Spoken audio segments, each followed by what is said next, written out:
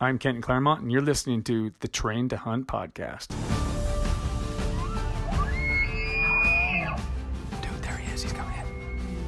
Get ready. Ladies and gentlemen, welcome to the podcast. I am your host, Kenton Claremont. With me is Jesse James Wise. Yep. And we are stoked to be able to sit down with the owner of Heather's Choice, Heather Kelly. Who's sponsoring this episode? That's right. Heather's Choice. Yeah, Brought to you who? by, and I figured, why should two numbskulls talk about it when we can just have the founder, owner, builder, mixer, chopper of Heather's Choice on. So, Heather, welcome to the show. Thank you so much. Thanks for hanging out. You bet. Yeah. So, I kind of just want to jump into it because we're coming at you from the Western Hunter Expo. We're sitting in Heather's booth, and she's gracious enough to give us her time because, as you can imagine, there's people walking around and they're eating her cookies. She actually just suckers people over to her booth by putting out free cookies. Like, who's not going to come out here and eat free cookies, right? That's the strategy. That's right. So, you feed them, they will come. that's right. That was my mom's theory too. Like, the way to keep her boys at home was just to always make food, right? Yeah, it's like one of the most nurturing things that you can do for somebody is to feed them good food. That's right. So That's right. That's like old. That's old time. I mean, that goes way back, right? Yeah, you're not old enough to be saying that. I don't think. You bring people in like out of the snowstorm, and you do what? You feed them. yeah, Yeah. absolutely. If you got one loaf of bread, you feed them. Doesn't matter. How many episodes have you guys done? 2. Nice. 200. So- you guys are like fresh to the podcast game. We are super fresh. I've recorded 3. We did one with Ryan, Awesome. one with our 3-time men's national champion Trevor Niestrath, and then I did one with a guy named, you know who Greg McConnell is? No, Mikhail. Mikhail. I met him briefly at Cheap Show. Yeah. That guy we introduced you to. Who's the He's the one that beat your brother at the hill. Yeah. He's just like that guy. Well, So- Ryan's kind of a wuss. So. Yeah, sure. That's not really saying much. Yeah. No, but when Greg is a whole nother level of hunting athlete. Like Yeah. he basically, he was a world class ultra adventure racer. Oh. Like his short races were 300 miles. He did the Iditarod Trail on foot, pulling a sled. Why not? Jeez, yeah. It was what is that, 800 miles or something like that? Who needs a dog? Yeah, right. He says Dogs are for wussies. He says the closest he's ever come to dying he said if there would have been 3 world-class endurance racers there, somebody would have died because they came over a hill and there was a check station that was supposed to be manned, but it was 40 below zero. Yep. And he said the next check station wasn't for another 37 miles. And he went down there and there was nobody there. He said, luckily, I packed a little bit of extra food because I knew I would be so far ahead of the next person. And so I was able to sit down and warm up. And he said his stove kept freezing solid, so he had to get in his sleeping bag. He tells the whole story on our podcast. It is crazy. That's awesome, the things man. this guy is willing to put his body through and his mind through. It's crazy. So yeah, we got Greg. Yeah. He's a good dude. He's you have to be a whole nother level of crazy.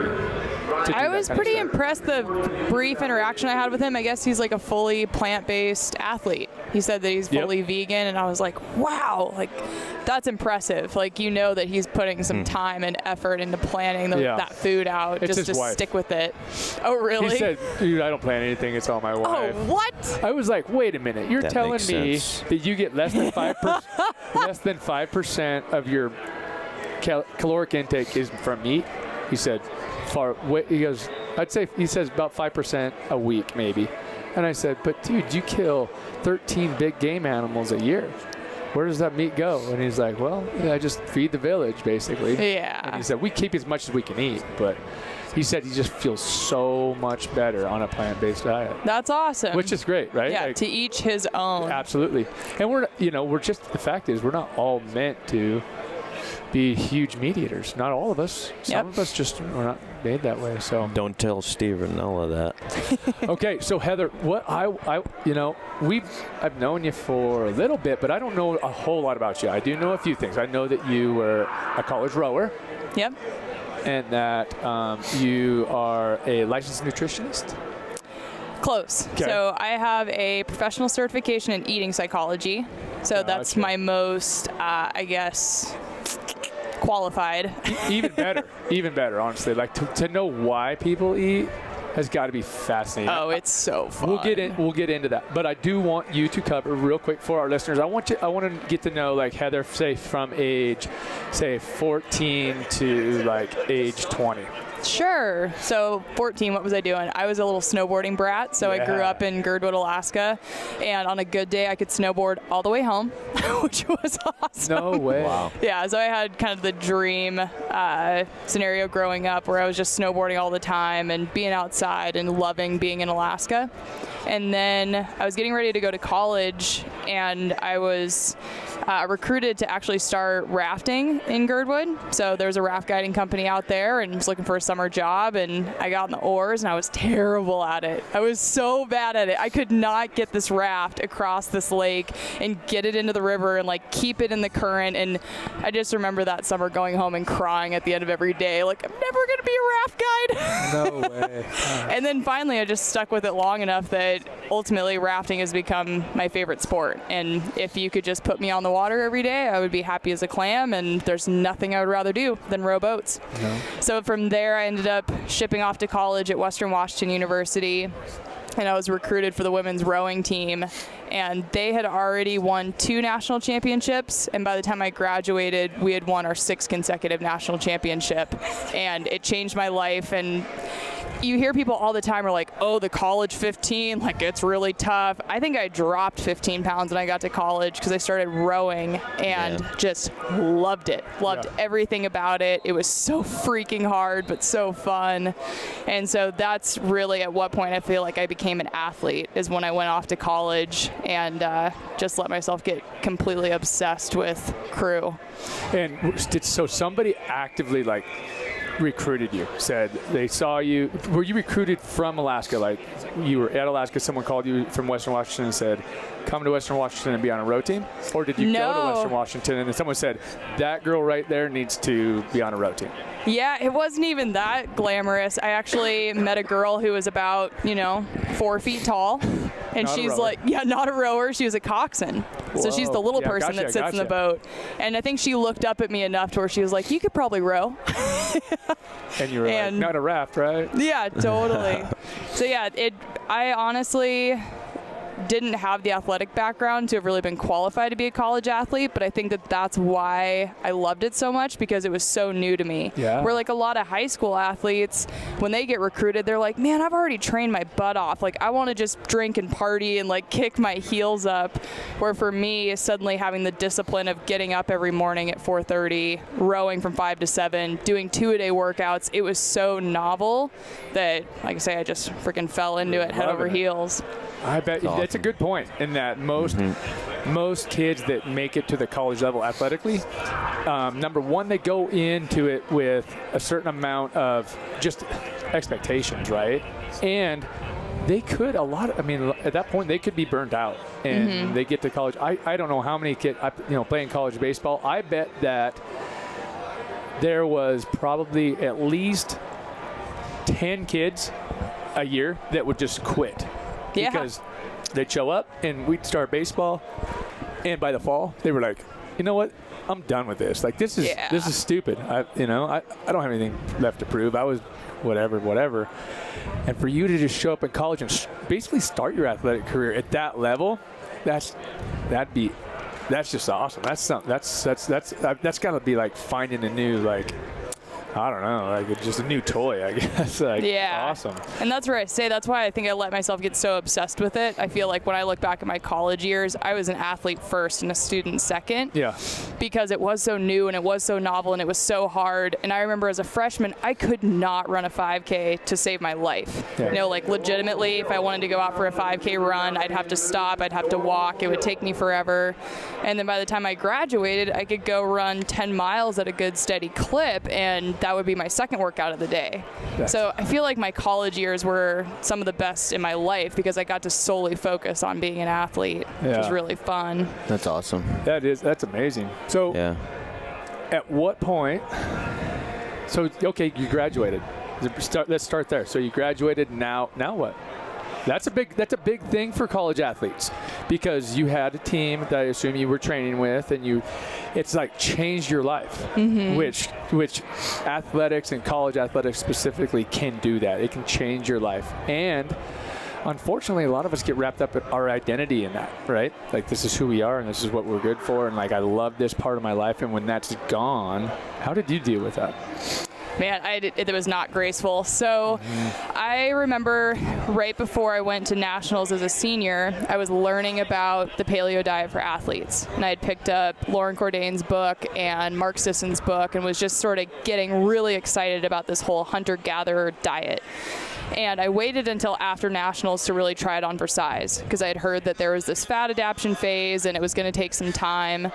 And so as soon as I graduated, I then started on this trajectory of living a primal lifestyle. So cut out all grains, got rid of the oatmeal and the dairy and all that stuff, and just started focusing on meats and vegetables and all that jazz. And I also knew that I wanted to go back to school for my certification in eating psychology, because to be totally honest, like, my relationship with food was terrible in college. Really? Like, female college athlete in a weight class sport is just an epic recipe for disaster. Yeah, absolutely. And so I came out of it knowing, like, I really need to get a handle on this. I really want to help other people with this. I want to go back to school and learn, what does it mean to have a healthy relationship with food, and how can I make that my mission to help other athletes not fall into the same trap I did. So that was that was sort of my first mission. And then secondarily, I had been invited to go raft the Grand Canyon as a boat captain that year after I graduated. And so I took off in December, I think it was right after Christmas, to Arizona to go raft the Grand Canyon. And once again, there I am, like, sobbing, getting ready for this trip. Like, I'm never going to be able to row this boat. It's 18 feet long and it's 3,000 pounds and this water is huge, like, just losing it. Right. But I went anyway. And that was the other life-changing moment for me. Like, to go from having only done 1 or 2 nights of camping to 30 nights of camping with a group of people I had never met before, who just embraced me as their little sister and showed me how to row a boat and showed me how to stay warm when it's 0 degrees outside. Like, that became a very defining trip for me. And so then I decided I wanted to be a raft guide, and picked up and moved to Colorado and pursued my raft guiding career, which very quickly ended because I realized that making $6 an hour sucks. Big time. Big time. Yeah. And Before Doesn't really pay the bills. yeah, Before we get too seriously. far along, I want to back up just a little bit. And rowing is a weight-restricted sport? So it's, I guess the better way to say that would be that you have weight classes. So you have light weights and then you have heavy weights. It's So- like boats? By person. So for females, if you're 135 pounds or less, you're a lightweight rower. And obviously everyone in your boat has to be lightweight. That's not the class that I rowed in. But every week I had to submit my 2K erg time with my weight. And so if you were a heavier girl, you were expected to be able to pull faster. Right. And so Right. every week you're like, how much do I weigh? How fast are my 2-3K erg times? Right. And if I lose 5 pounds, like, I get a couple extra seconds to work with. Or if me and this girl are the same weight, I've got to pull faster than her. And so I just let it go to my head. Sure. I mean, because you're really kind of I mean, you're talking about a pretty fine line, Ryan. Like, It's a 7-minute time frame. Like 6 to 8 minutes is the average 2K time. Yeah. I know that's even too broad of a window. yeah, that's pretty broad. What's your best So- 2K? What was it?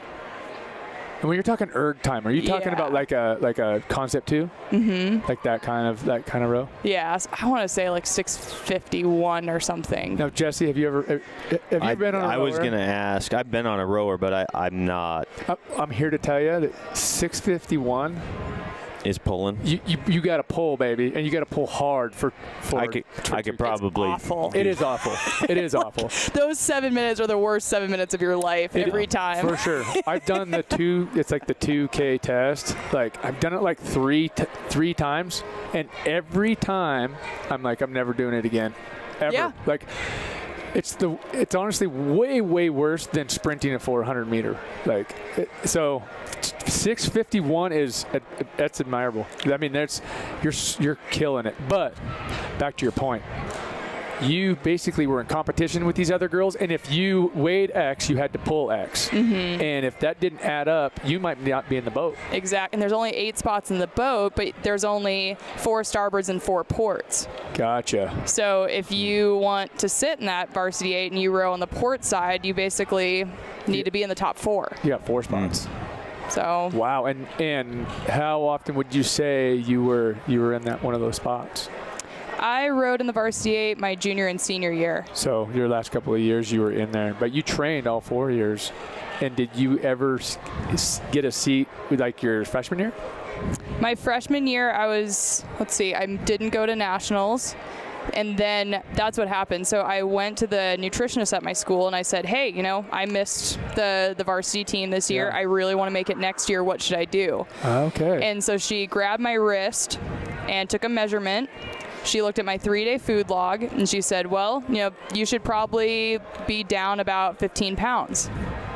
How did that play with your head? Yeah, so I basically spent the next 3 years of my life dealing with that one statement. Yeah. So I went back to Alaska. I started calorie counting. I got really good at it. Yep. And then I think at my lowest, so I'm probably like $160 right now. At my lowest, I was 140, which for me at 5'9" was like a little too thin. And I was weak as a kitten. It did not help my rowing at all. It's that balance, right? Like, it's just like I kind of the only thing I have to compare it to is wrestling, right? Yeah, exactly. If you suck a bunch of weight, you're gonna be like a feather. You're gonna be blown over the wind, or you can just eat healthy and train hard, and maybe you don't weigh as much as the next guy, but you're gonna be solid. You're gonna be solid, right? So that's that fine line that wrestlers and apparently rowers, now that I'm finding out, is something that you play with all the time, and that is, how much should I weigh versus how much power output can I put in? So, gosh, that's really interesting. I didn't know that side of rowing, and that's fascinating. So you are calorie counting. You become really good at it. You get through your junior, senior year. You get on at Grand Canyon. You do these 30 days. You decide in these 30 days that this is the way this is my life. This is what I want to do. It was so life-changing just to get to spend that much time outdoors and realize how freaking fun it was just to really spend, a 12th of the year. Yeah, right?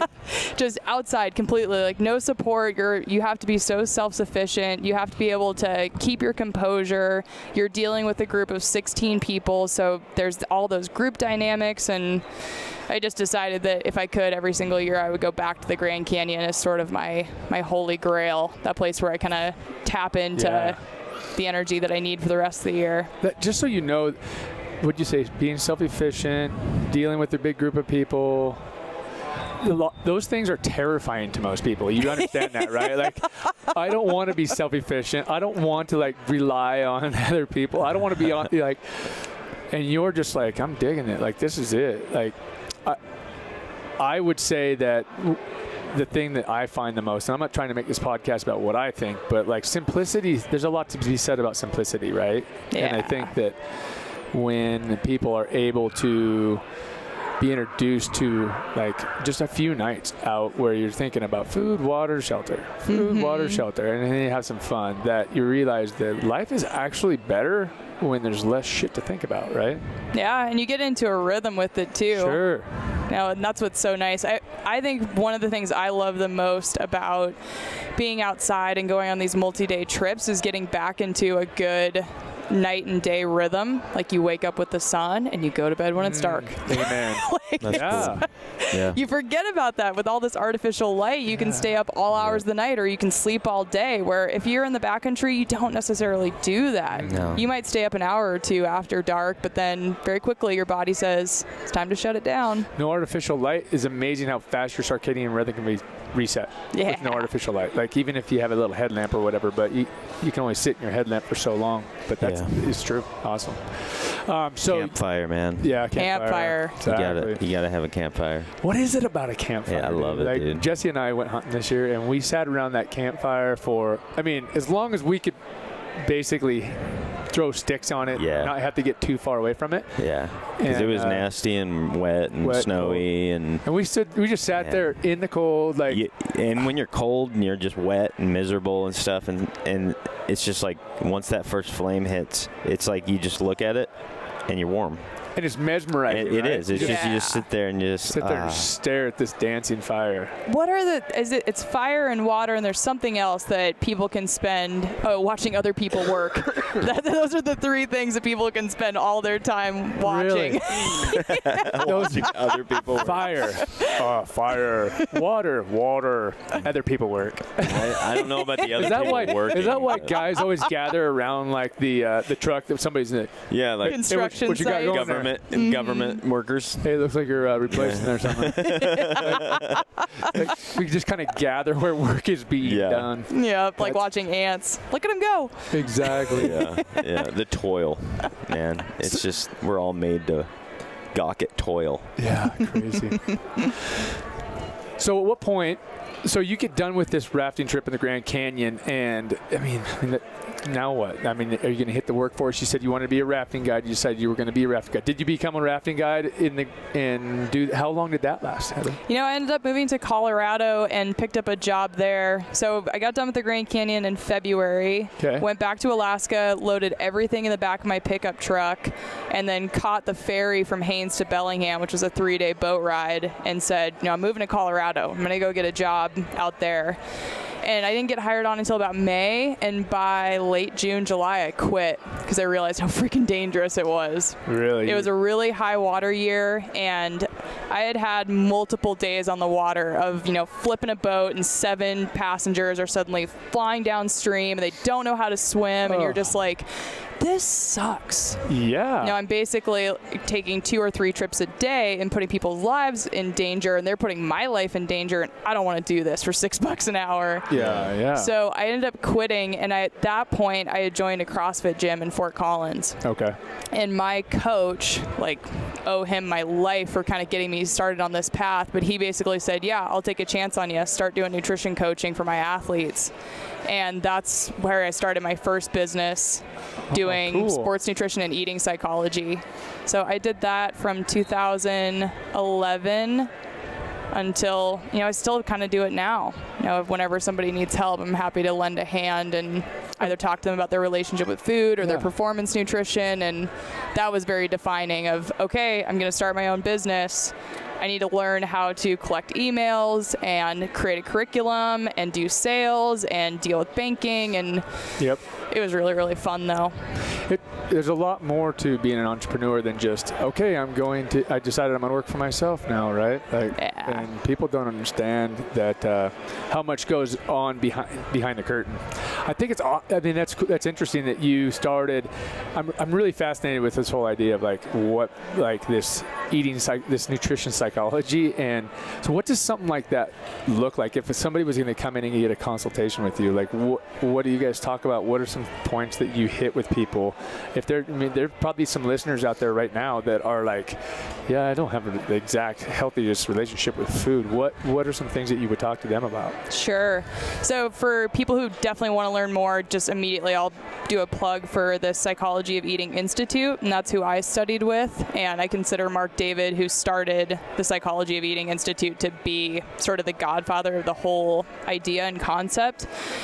But what I would talk to somebody about, if you came to me and said, Heather, I know what to eat, but I just don't do it. Yeah. I just don't. Very common. Very common, right? So a lot of times we would talk about, okay, what's your daily schedule look like? What are the biggest stressors in your life? What do you believe about mortality? Do you think you're going to live forever, or do you think you could die at any moment? Because those two things really influence the food choices you make on a daily basis. A lot of times for the female athletes that I was talking with, it would be sort of digging a little bit deeper of what their biggest pain points are. So I could have people who either had a very traumatic experience, or maybe just recently someone said to them, hey, you're looking a little heavy, and suddenly that's all they think about every day. And every time they reach for food, they think about that one person who had that influence on them, who, no matter how thin they get, they still hear, you're looking kind of heavy. So it's very similar to therapy, and thankfully the people that I got to engage with, a lot of times we had a very close relationship that developed into like a mentorship role. Sure. And a lot of times it was just helping them to mitigate stress so that they quit relying on food to calm them down. So this is really interesting. If you're somebody who binge eats, physically, if you eat enough food, your body finally has to trip itself from the sympathetic nervous system into parasympathetic to where you finally relax. And it's almost like an orgasmic relief of like, phew, I've finally eaten so much food, I can't do anything else but relax. Gotcha. And so you see that with binge eaters a lot. Or alternatively, you can have the stress eaters that, again, they eat just to get to that point where they finally can trip over into, phew, I can relax now. I feel grounded. I feel back in my body. Sure. And it's fun to have that knowledge because I can even see myself do it now, like where the business gets super stressful and I've been running around like a chicken with my head cut off. And what do I'll go and drink a couple glasses of wine, eat a big meal, and then say, phew, like I'm grounded again. Yeah. You know, I'm no longer running around like crazy because I finally got some food in me and I feel settled and I feel better. And that's so deeply ingrained in us because we come out of the womb and we cry, and what do we get? Food, right? Yeah. And so like it's so deeply ingrained in us, and people will play that out through their whole lives. But if you do it without awareness, it can be really problematic because you can either starve yourself to death or eat yourself to death. Right. Yeah. Right. So that's what I think is fantastic, is that every single one of us has a relationship with food. Yep. Because we pop out of the womb and we cry and we get milk and we know that we have to eat in order to survive. But I wouldn't say that everybody is aware of their relationship with food and maybe how it's controlling them. For sure. So. For sure. Yeah. What's your relationship with food, Jesse? Oh man, I love it. Seafood, eat food. Love. I love seafood. It's love. It's just By a that, pure, if it's a love. If I see it, I eat it. Yeah. No, it was difficult for a while there. I was almost 200 pounds. And at 5'8", 200 pounds is way too big. Yeah, And it's pretty big, pretty hefty. And, you know, and I was just unhealthy. I would eat a lot of ice cream and a lot of cheese and a lot of carbs. And, you know, I was just unhealthy, man. And then my dad passed away from extreme heart disease and complications from a wreck he had gotten in, and my mom was just like got in my face about it. It was like, dude, you're gonna do the same thing your dad did, you know, if you don't watch it. And so that's when I, you know, got on a bike for a bit, and then I, you know, saw you running through the woods with your shirt off, and and the lightning bolt moment hit. Yeah. It was like, Claremont with his shirt off. I need to do that. I need to follow that guy. Run through the woods. That's with my shirt off. You're my cult leader, Ken. That's so cute. And then Train Done happened. So what is it now? What's different now? So now it's just when you think man, of eating, what's the first thing that comes in your head? eating right now, salad, man. But You just think salad. I just think, man, greens, meat. Oh, dude, it's so good. And my wife, gosh dang, man, that woman is amazing when it comes to cooking food. Yeah. And she is super amazing at you know, making things healthy. Yeah. And I mean, my kids didn't know what donuts were until they were like 10. Yeah. They thought it was a bagel. They thought right? it was a bagel with you know, like M&Ms on it. You know, and I'm like, wait, what? So no, but it's like, it's health, right? My mom was always healthy. My mom is an aerobics instructor my whole life, and now she's into, you know, all sorts of personal training stuff, and she's like 63. She's pretty fit. She's pretty fit. Isn't she going to do Train to Hunt this year? Yeah, she's only like this tall. Doing it. Yeah, she's a midget. She's like she's like 5 foot tall, literally. But she's a firecracker. She's I mean, she climbed down your throat. Yeah. I can't remember what it was about, but she just first thing time I met her, Heather, she was just like Jesse's like, hey, this is Kenton, and she's just boom. Yeah, she She's just on climbed it. down. What was like it? was about not having paramedics at the Oh, events. that's right. Not having paramedics at the sites. Yeah, she was like, And I was like, I do so have worried. paramedics there. They're just mostly competitors, but Yeah. that's Yeah, right. Seriously. Yeah. But They're just busy running their. so That's right. like I always had we had this. I remember growing up in our house. My mom always had this sign, and it was a big pig in the kitchen, and it said, "Eat to live, don't live to eat." Or eat to Yeah. live, Yeah. don't live to eat. Which is what I was going to ask is what do you think the perfect relationship with food is? Like, is there an ideal relationship, Heather?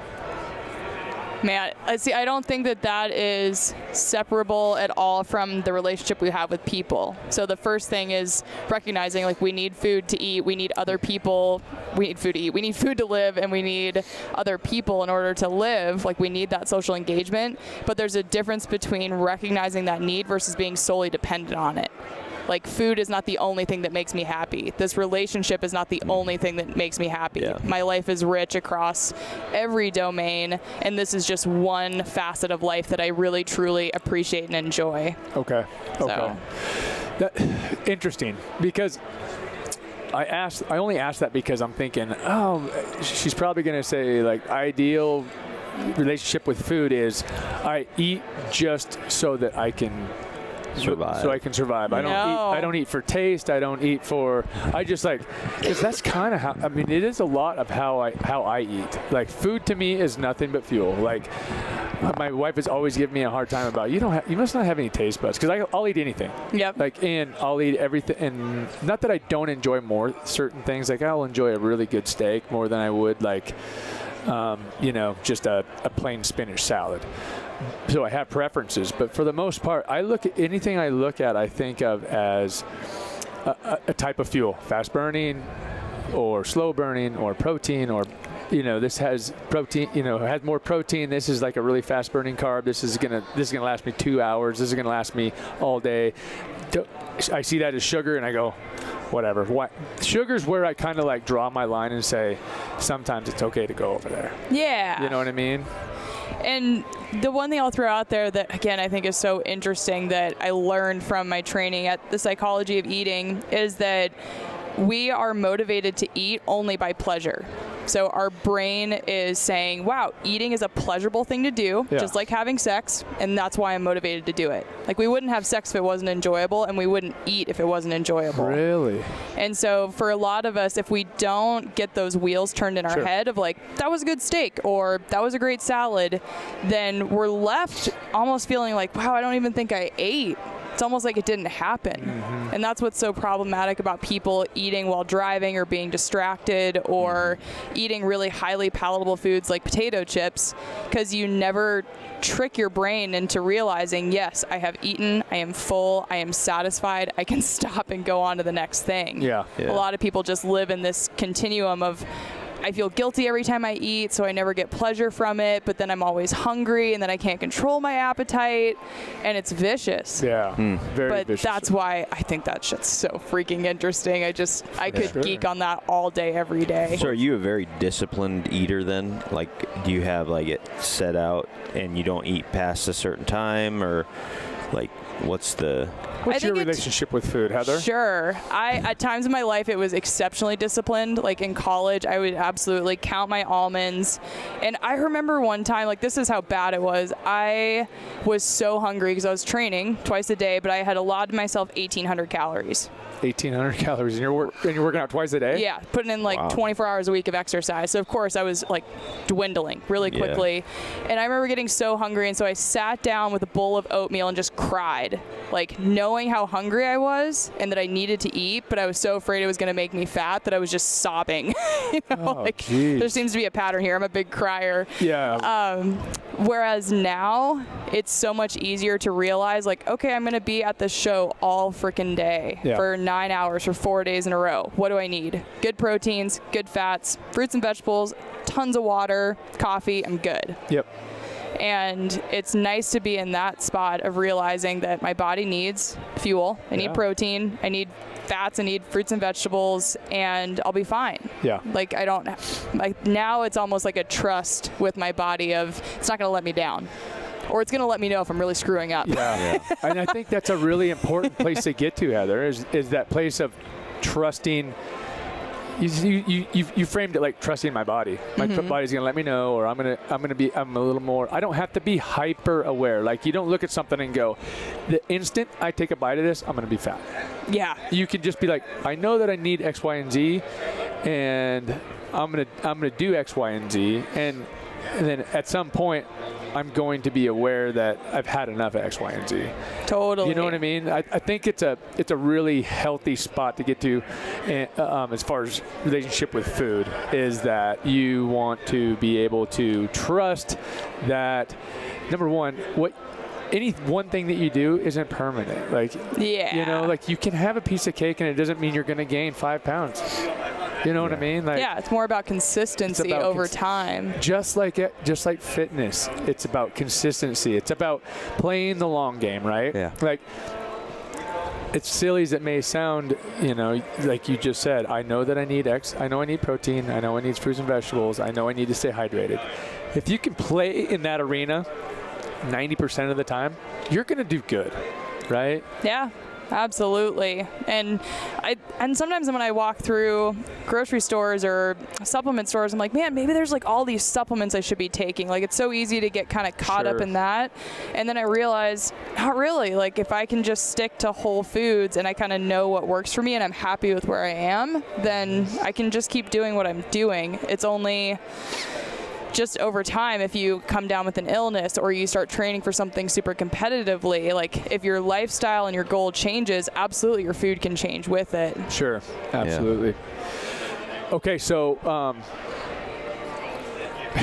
all right. So how did you become Heather's Choice? How did you become the brains behind the Backcountry Meals? Like, that's seems like so far we're up to the point where you're like, I do not want to risk my life. I'm going to start at this gym. Now I started with the psychology. You get to meet some great people. You understand that this is maybe something that you really enjoy doing. How do you go from, man, I really like to talk to people about the relationship with food, to making food? Yeah. So you basically set the stage. So I was working in gyms. I was living in Colorado, and I was driving in my air-conditioned car from my air-conditioned apartment to my air-conditioned gym, and that was another lightning bolt moment of like, this sucks. I hate this. Like, I want to move back to Alaska. I want to be outside. I want to be pack rafting. I want to be picking blueberries and rolling around with grizzly bears and just like kind of back in my element. Yeah. And so I basically left my life in Colorado and moved back to Alaska, and had gotten a little 5-tray dehydrator and had been playing around with this idea of Heather's Choice since my first Grand Canyon trip. Okay, so that first 30-day trip, you started thinking about, 30 days of food in the backcountry will make you start thinking about stuff like that. Totally. Okay. So it was an idea that had been percolating for probably 4 years. Mm-hmm. And then I moved back to Alaska to just go play in my backyard and pack raft and just enjoy life. And so then I got really serious about dehydrating food, and suddenly was getting on Amazon, ordering more Nescos. Like, I still have the original 5 Nesco dehydrators that I would use. And I remember working for my dad to make enough money to buy my first little bag sealer. And so it just became kind of similar to Crew, like a pretty intense obsession of everything that I could dehydrate, I would, and just started playing around with it. So I started sending friends into the backcountry with samples and getting really good feedback. And so my buddy Jason, who was on that first Grand Canyon trip with me, knew I wanted to do this. I just didn't have the guts to do it. And so he pulled me aside one day and said, well, what do you need to make this happen? I'm like, well, I need a commercial dehydrator, and I need a space to work in. So he drove me down to Cabela's and bought me a $900 commercial dehydrator in quotes, because that thing Yeah. was a piece of junk. Oh my gosh. Really? Yeah. Just let you down. And that thing let me down hard. Okay. So anyway, but he bought me this dehydrator and basically said, I triple dog dare you to do it. And so I built a Shopify site that week, and I launched August 15th of 2014, and I remember it like it was yesterday, and just kind of waited and sat back and was like, when are the orders going to start coming in? Right. But then they started flooding in, and I was like, oh God, Oh, crap. what am I doing? I can't fill these orders. I absolutely cannot do it. So, we were talking about that earlier of kind of what pushes you over the edge. Yeah. And I definitely equate it to a friend who triple dog dared me and just not knowing any better. I had no idea what I was doing. So I didn't know, I didn't know not to do it. That's That's awesome. you know what? That's a good problem to have.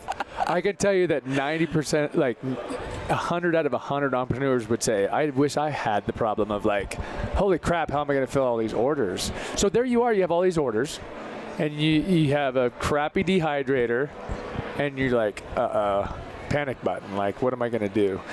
I imagine at this point, you are the customer service, you are the email, you are the phone, you are the cook, you are the packager, you are the designer, you are the website builder, you're everything, right? Mm-hmm. So how did you handle it from there? What did I do? So I was still nutrition coaching. So I was taking all of the money that I was making, Okay, so coaching over the phone, okay, and taking all of that cash and buying more bags, buying more equipment, buying ingredients, and Yeah.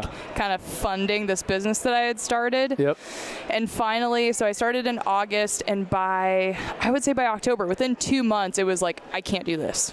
I absolutely can't keep up. I am losing my mind. I'm still hand drawing my labels. I'm just this is terrible. And so I shut it down. Just stopped. Put a placeholder on the site. We'll be back soon. Left for another Grand Canyon trip. really? You just said pause button. I got to go find my sanity again. Yeah. So You were Exactly. hand drawing your labels. Yep.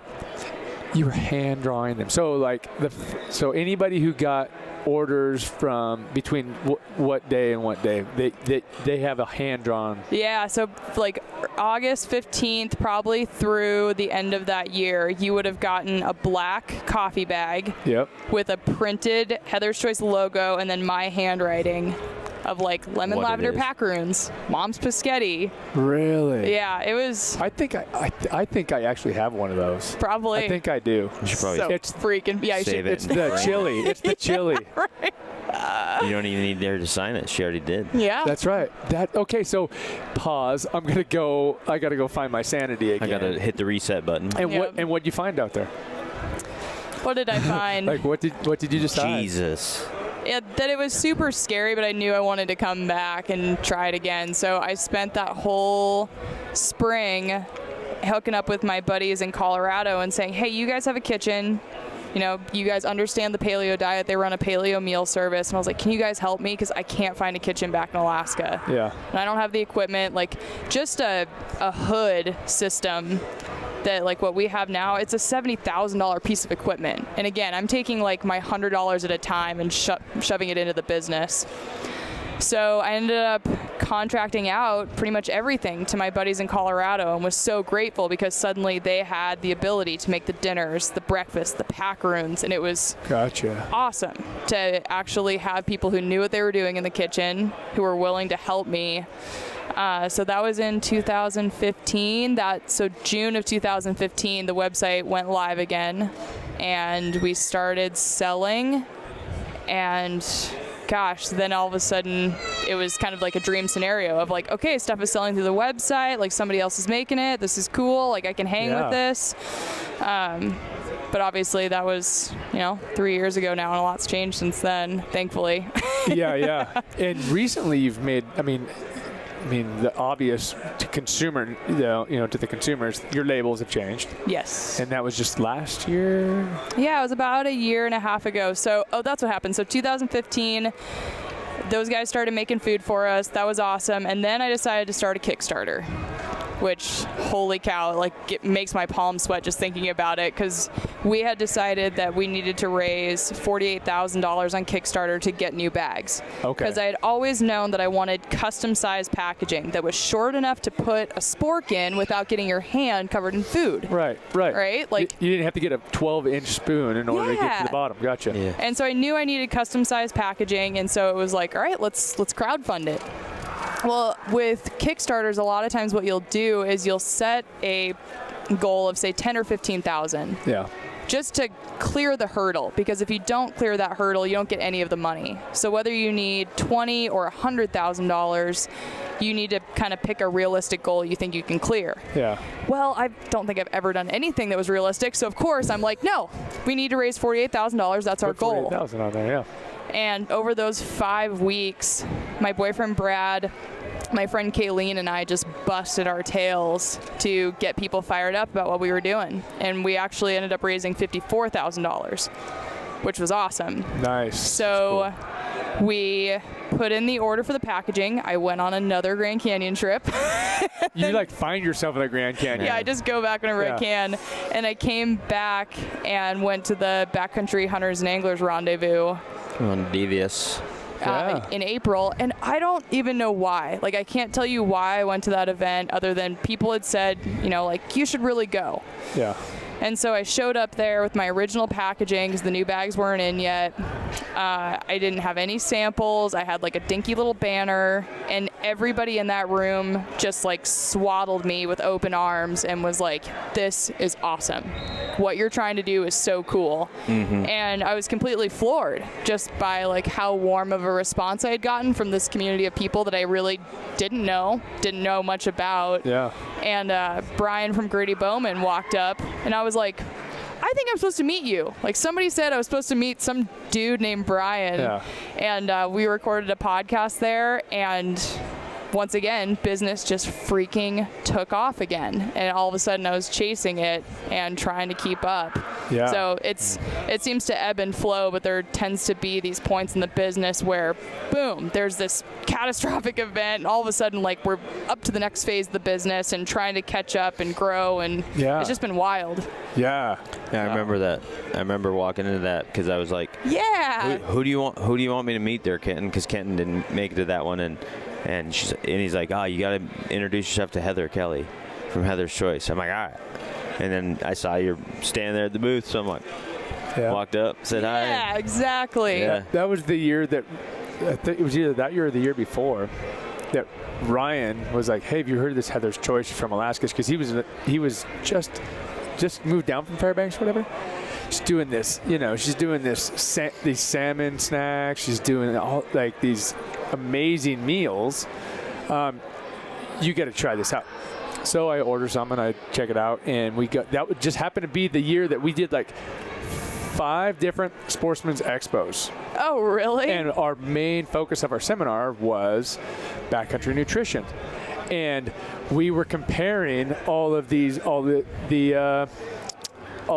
companies out there. Yeah. So, we had Mountain House and Backpackers Pantry, and we were talking about Hawk Vittles. We were talking about Heather's Choice, and people were like, who are these people? Yeah. And we were like, and that was back when you had like buckwheat pancakes.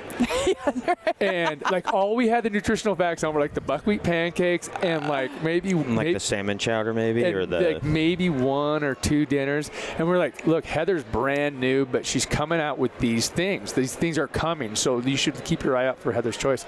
But I remember at that point we had a lot of people, all we had to say was salmon something, and they were like, so she's coming out with this salmon, where does she get her food? And we're like, well, from what I understand, she gets it from Alaska. Like, this stuff is from Alaska. She gets this, all this meat is Alaskan meat, and all the vegetables are Alaskan vegetables, and she's trying to make a healthier choice than freaking Mountain House. And they were like, wow, that's really intriguing and crazy. And I had never met you. And then right after we got back, we were like, let's get a hold of Heather, because this was right when she was doing the Kickstart. Yeah. And well, let's get a hold of her. So we got a hold of her, and hey, how can we help? And it kind of like started from there. Like, that was probably the first time I met you, was right after the Kickstart.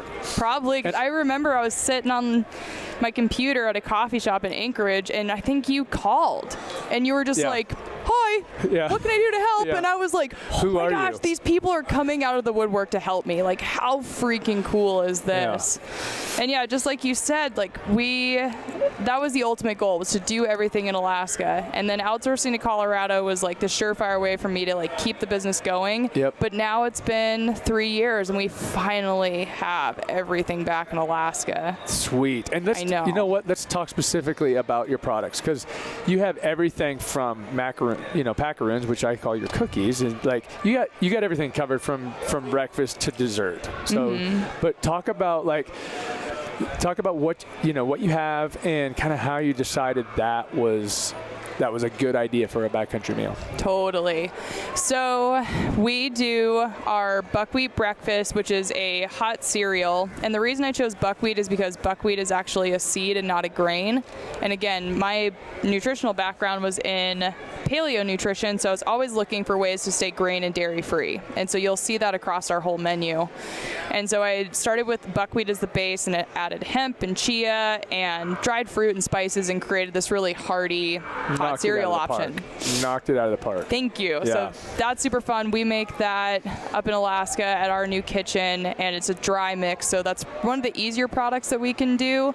And, it's so fun to actually give people a product that it's not just oatmeal, it's not just granola, like it's not just a bunch of sugar, it's actually some good quality protein and fats that they need while they're out there. Yep. So we do that, and then we also have our packaroons, which are a coconut-based cookie. I call them a macaroon for your backpack. And those little suckers, I'm starting to refer to them as our French fries because we sell more of those than anything. Like, it's wild. It's so freaking fun. Yeah. So that's sort of our bread and butter right now, is these packaroons, because anybody and everybody can enjoy them. Yeah. Yep. And I had started making these coconut cookies for Christmas gifts probably like 5 years ago. And so it's just kind of been a fun evolution for me to take what was once a treat that I would hand scoop for my family at Christmas time to something that we make hundreds of every day. Oh yeah, I bet. And it's awesome. I love it. So I think right now we could do something like 8,000 packaroons a day. and you have such a variety. Everything from espresso to your orange, vanilla. You got, if no matter what your taste buds are yelling for, you have that. Yeah, we have 8 flavors now. I would like to release a couple more this year to get us close to 10, even though I have probably 20 different variations that we could have. Yeah. And what I like about the packaroons is that they're full of coconut, so they're full of good quality fats that are a nice slow burn. So it's not going to be just like you were talking about earlier of the quick burning sugars. Yep. I feel like a lot of products start with brown rice syrup, or AKA sugar, as their first ingredient. Yep. Or what I like about ours is that they're primarily fat. So you're going to get a ton of coconut, and then we do use maple syrup as the sweetener, which has a ton of vitamins and minerals. And then we kind of jazz them up from there with essential oils and spices. So packaroons are awesome. And then we currently have 5 different dinners. Our best-selling one is our smoked salmon chowder, which everybody's super familiar with. Yep. And that's my favorite meal because we get the salmon from a seafood processor in Ninilchik, Alaska. So they're just down the road from us. And I just think that meal kind of stands as like my best meal that I offer right now. And it's so Alaska. It is so Alaska. Alaska. It's so Alaska. Like if you're talking about Alaska meals, like smoked salmon chowder, that's from Alaska. You're not gonna be like that came from like Florida. Yeah. Okay. And that's where, once again, like you talked about earlier, of having everything made in Alaska, it is such a feat, but it's so important because if we're able to create a demand for more local food in Alaska with this business, it's only going to strengthen the Alaska food system, which is kind of like a secondary mission of mine, is to kind of help Alaska and where I grew up, which is a little bit of a food desert besides salmon and potatoes, right? Yeah, right. Yeah. Like we don't have a lot of pasture-raised chicken or grass-fed beef or grass-fed bison, but again, if we as a business can create the demand for it there, suddenly there's going to be pressure to create the infrastructure to do it. So that's pretty fun. So you do source your bison and all that from other places? So the other 4 meals that were still being made in Colorado, absolutely. We were getting Colorado bison, and then we were also getting the venison, the quail, and the antelope from, I think it's called Diamond H Ranch down in Texas, which is a pretty cool operation because they were doing population control on these wild game animals and then actually able to sell the protein to us to use into the meals. That's wow. cool. But That's what's going to awesome. happen this year is we are going to start putting the pressure on our Alaskan sources of beef, bison, and chicken. Yeah. And that's going to be pretty cool because Yeah. all of a sudden it's not just going to be my little hobby or my little idea. Yeah. It's suddenly going to be having some economic impact Yeah. where I grew up. So there's a lot of backpack food companies out there, and what I believe separates all companies into individual companies is their mission statement. And so would you, again, fill us in on what that is for you? What is Heather's Choice? What is your mission statement? What's the big picture? All right, so big picture. So I'll start with the little piece, the thing that we kind of come back to every single day within the company, and that is putting healthy food in people's backpacks. And that might sound overly simplified, but when we think about releasing new products or whether we should be stressing about growing the business or if we should be taking on additional funds or whatever, it's like, is this going to help us get healthy food in people's backpacks? Yeah. So it's nice to have that simple guiding light. For sure. But then there's like the really big, hairy, audacious goal Bring it that I think is, that's the thing that gets me up in the morning of like, if I can pull this off, I'm going to be pretty yeah. excited. So I think that Heather's Choice has the opportunity to have a really positive impact on local food systems and also local economies, and then to put healthy food in people's packs worldwide. So for example, in Alaska, we barge in about 95% of our food. So we basically have salmon and potatoes. We don't really have a ton of food in Alaska for the population up there. Right. And so I think that if Heather's Choice is based in Alaska and we start creating demand for things like grass-fed beef, pasture-raised chicken, more fruits and vegetables, suddenly there's going to be more of a demand, and then the farmers and the ranchers up there can start producing more, which is going to make it not only more available to us as a business, but hopefully it's also going to make more high-quality food available to the people who live and play in Alaska. And I really hope that we're going to start to actually see that this year when we do a big bulk buy of grass-fed bison or grass-fed beef. I'm just really interested to see what kind of relationships we have to develop with ranchers in order to get that stuff. Yeah. And then imagine if we were able to go to, say, a farmer in Alaska who had an extra 1,000 pounds of carrots. And we said, hey, we're going to buy all those carrots from you rather than you storing them or getting rid of them or wasting them. We're going to chop them up and dehydrate them and use them in the salmon chowder. And so I think that if we continually take little steps like that, we're going to have a huge positive impact on reducing food waste, strengthening the local food economy, and getting people healthier food. But then the coolest part is that if we pull that off in Alaska, I think we can do it anywhere in the world. And that's where kind of my pipeline dream is, okay, someday there could be a Heather's Choice in Washington or Oregon or Arizona, or even better, we could build one in New Zealand. Yeah. And use local New Zealand grass-fed lamb and make a lamb shepherd's pie. And so that way when you guys go on your hunts in New Zealand, you'll go over there and suddenly be like, holy cow, there's Heather's Choice meals that I've never had before because I can't get them back in the States. Yeah. I can only get them in New Zealand. And that to me would just be, it's way bigger than I am. I couldn't do that all on my own, but I think if I can enroll enough people in that possibility, they will get on board and they'll say, okay, what do I need to do to help you? Which is, I mean, that's already happened for me in this business. People just come out of nowhere to help. I just think that that's kind of an exciting possibility to impact so many different facets of our food system in a positive way, and it's going to be fueled by the people here in the backcountry hunting community. They're going to be the ones that kind of push that needle because they have the expendable income, they have the desire, they have the demand for it. And that would be so cool. Yeah, That's awesome. It gives me the heebie-jeebies because I just want to someday look and see like the big Heather's Choice solar-powered, wind-powered dehydration plant that is producing super good quality food. And then suddenly that becomes the norm. Yeah. How freaking cool would that be? Yeah. That's awesome. And you know that you hit something. You hit something on the head when you think about it, and it gives you, like you said, that it kind of gives you that heebie-jeebies. Like, this gets me up in the morning. You said, and it's important as an entrepreneur and as business to have that drive, yeah. And that big picture why. And a lot of times it has to come from like you know, like the train to hunt why comes from me. And it's smart. I was gonna comment on that.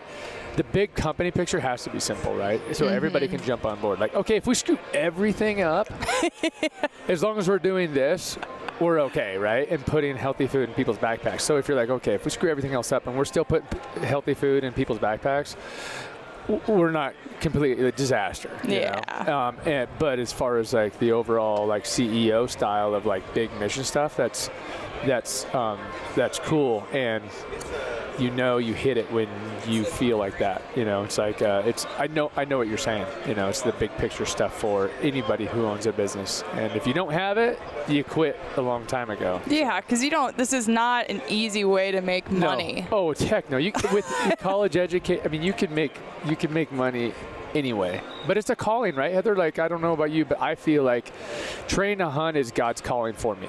This is what I'm supposed to do. This is how I'm going to change the world. And that's so there's no quitting now.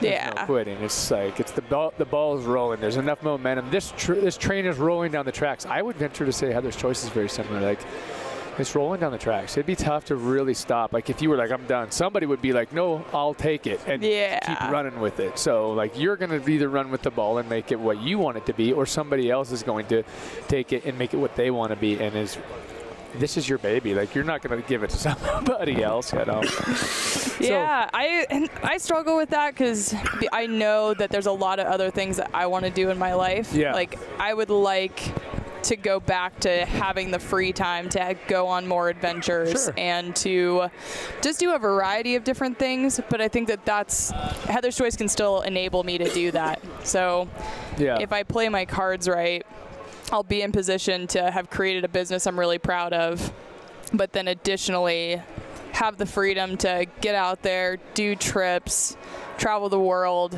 and know, okay, I was triumphant in my goal. Yeah. Like, and I guess that's the other part too, is that it doesn't matter. Even if I never achieve that big, hairy, audacious goal, I will know, like, I really gave it my damnedest. Yeah. Then nobody can say otherwise.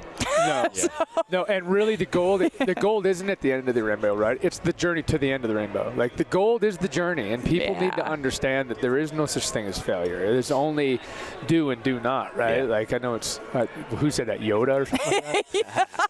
Right? One of those, like, infamous characters. Somebody way smarter than me, but to me, it's like the journey is the point. How about that? The point is the journey, not the destination. Like, the destination, we're the type of people that once we get to the destination, we look for the next one. And so it's a proof that the point isn't the destination, it's the journey. And so it's cool. You're on this journey, you're kicking ass, and I think people are like, you're not a secret anymore, Heather. No. People know. Cat's out of the bag. That's cat's out of the bag. OG. Okay, so I got a couple questions, and then we're going to wrap it up. Heather, we've taken up enough of your time. So question number one. We're going to give her a second because she's looking. Are you looking for? Oh, here you go. Making Steve's job real difficult running his booth. Yeah. Hiding the cash from him. That's right. That does make it tough. Okay, so two questions. Hunting or fishing? Which one? Hunting or fishing? What do you prefer? Hunting. Hunting? Hunting makes me stop and slow down a lot more.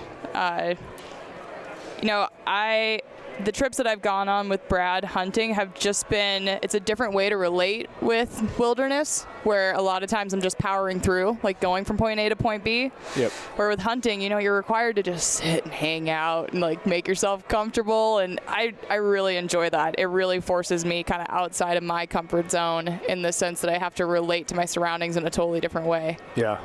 So I dig it. Cool. All right, last question. If you had the world stage, if someone said, okay, we're going to broadcast you, and I know that's probably, at this point, a little crazy to think of, but let's just say if we could broadcast you for an undocumented amount of time, say 2 minutes, and they said, you know what, you have the stage, everybody's looking at their television or their phones or whatever, you have their attention. What do you want to say? What would you say to them? What would you say to the world? Your relationship with food is a mirror of your relationship with life. So it's a good place to start. So if you have that trust with your body of like, okay, my body is going to take care of me. Like I'm operating within the bumper lanes and I'm really trying my best. Like I'm going to be okay. Or if you look at every single episode or every single meal as it could be like, oh my gosh, this is the one that's going to end it all. You know, this is the one that's going to make me fat. This is the one that's going to kill me. I would be very surprised if you didn't treat every little experience in your life that way, as if it was like a big, potentially catastrophic event. Yeah. And so I think that your relationship with food is such a wonderful spot to stop and look and see, like, am I fully engaged in my life in the way that I want to be? Or am I simply getting by and going from point A to point B? Or am I making a big deal out of every little thing? Like, just taking that as an opportunity to reflect on how you live your own life and then decide if you want to keep doing it that way or not. Wow. Yeah. That's good. As obscure as that might be. No, it's funny because I don't know about you, but it made me go, how is my relationship with food, like my life? There's a lot to be said. I'm very, very, very unpicky about lots of things, and even things that I probably should be more picky about. And I wouldn't even call it picky, just be discerning. You know? Yeah.